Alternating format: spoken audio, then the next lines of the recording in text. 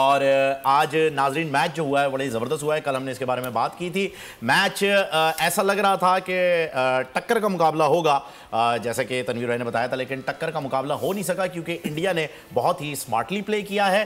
क्या प्ले किया, किस तरह से प्ले किया, कैसे टॉस से लेकर के आखिरी बॉल तक जो होता रहा वो हम आपके साथ डिस्कस करेंगे। लेकिन सबसे पहले मैच समरी आपको दिखाते हैं आपकी टेलीविजन स्क्रीन के ऊपर।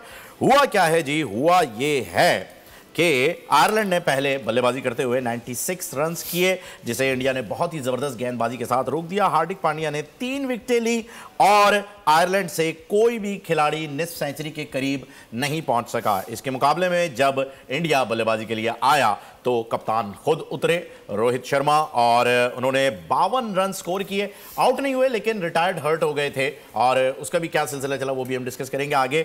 लेकिन ताज्जुब की बात यह है कि स्टार प्लेयर्स स्काई यानी सूर्य कुमार यादव और विराट कोहली बहुत जल्दी पवेलियन लौट गए, जबकि एक ऐसा खिलाड़ी जिसकी कल हमने बात भी की थी, पंत की, जब हम बात कर रहे थे कि वो आए हैं और बड़े ज़बरदस्त तरीके से आए हैं और आके छा गए बहुत ही ज़बरदस्त तरीके से। आज कप्तान का साथ दिया लेकिन स्कोर बहुत ही लिमिटेड था, शायद इस वजह से जीत गए।